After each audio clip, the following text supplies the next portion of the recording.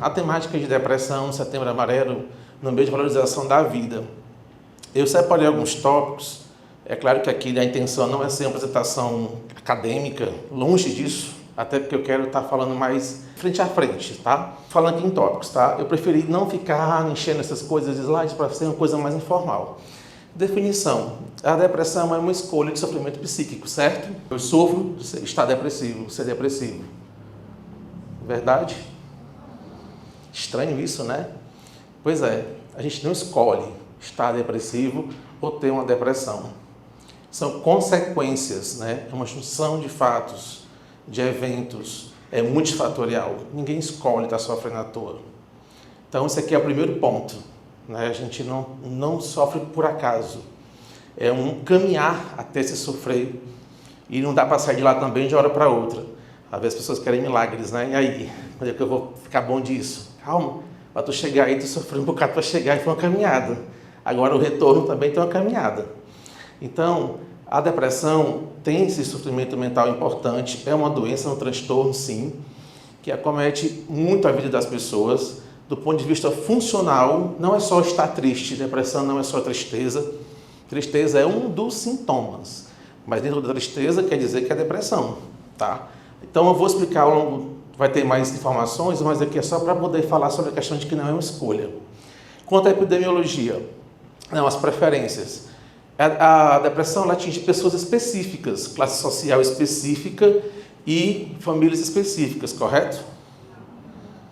Não, gente, depressão basta estar vivo, basta ser humano. Lembra aqui até de Elias, né? 1 Reis 19.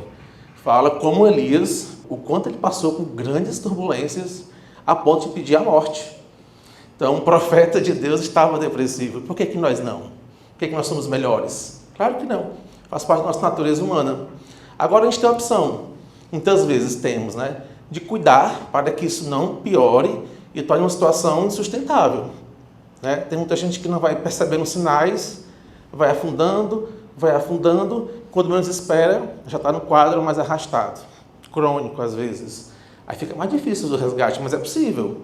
Mas aí eu vou falar justamente disso. Como é que eu percebo se eu estou depressivo, se eu estou ficando depressivo? Como é isso? A gente vai falar sobre isso.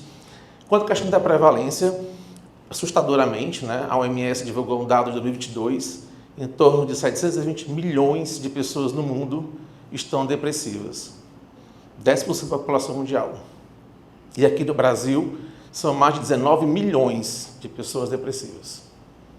Então, a gente está falando de uma síndrome absurdamente que tem nível de saúde pública, né? Isso aí é um caso de saúde pública, de fato. Mas muitas, instituições e governantes não dão muita atenção para essa temática. Então, se você está passando por uma situação como essa, você não está só, né?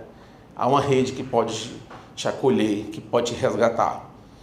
E as causas? As causas, gente, a gente chama de etiologia, ela é multifatorial. Né? Então, assim, o que causa depressão? Como assim? Como é que eu fiquei depressivo? Tem causas biológica, genética, psicológica, socioambiental e eu assumo, eu coloquei espiritual. Não tem isso na literatura, pelo menos até onde eu li, mas eu gosto dessa pesquisa sobre saúde e fé, ciência e fé, e eu acredito que tem muito componente espiritual. Então, das causas biológicas, é importante a gente estar atento, que assim, tem depressão que a origem ela é orgânica, não é só uma questão psicológica. Tem questões no corpo da pessoa que está levando ela a ficar depressiva, e as pessoas às vezes não se dão conta disso.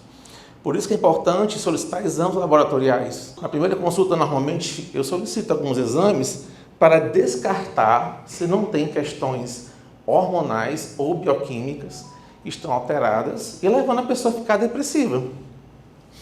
Por exemplo, alterações hormonais, o que é muito comum. Alteração de tireoide. Muitas pessoas têm o hormônio da tireoide baixo e não sabem. Então, o hipotireoidismo causa estômago depressivo e ansioso. Até bipolaridade pode estar envolvido em relação a isso também. Fora testosterona, estrogênio, cortisol, enfim, são vários detalhes aí mais biológicos. Bioquímica, gente, vitamina B12, temos que estar medindo, vitamina D, zinco, selênio, magnésio, tudo isso está importante. Então, e daí vem a alimentação saudável da gente. Então a gente vai ver que a alimentação, realmente, quando ela não é balanceada, também causa estômago depressivo. Intestino. Como assim intestino? Estranho, né? Falar de intestino e depressão. Atualmente, já tem tempo que vem se falando da alteração do eixo intestino-cérebro, né? Já está descoberto que o intestino tem até mais serotonina do que o próprio cérebro. Então, a conexão nervosa lá é muito intensa. Então, se o intestino não está saudável, você que sofre de constipação ou sofre de intestino que é liberado demais, tem que estabilizar esse intestino, tá? Senão você não consegue ter saúde mental. Isso aí está muito mais que comprovado. A microbiota, que é a flora que habita lá no intestino, se não tiver em sintonia, vai causar inflamações e isso vai causar repercussões inflamatórias no seu cérebro e vai gerar baixa de neurotransmissor, além de piorar vários sintomas. Medicações, inclusive, eu lembro de um paciente do dia desse, estava ela hipertensa, tomando a medicação da hipertensão, altas doses há muito tempo e ela depressiva. Eu falei, olha, esse teu remédio aqui pode estar te causando depressão. Ela, como assim um remédio causa depressão? Causa. Tem remédios que causam depressão, tá? Doenças autoimunes, aí vem lúpus, artrite reumatoide, também tem essa questão. O estilo de vida, né? A gente que vive o estilo de vida muito estressante, sem tempo para o autocuidado, sem tempo para relaxar, sem tempo para poder realmente ter um tempo de qualidade. É que nem máquina, né? Temos que produzir, temos que dar conta, temos que ser o melhor, tem que ser o sucesso, e aí a custa disso vem a depressão. Hábitos alimentares, como eu já falei, essa onda, né, de alimentos industrializados, quanto isso tem sido danoso, inclusive porque atinge o intestino, né, como eu já falei.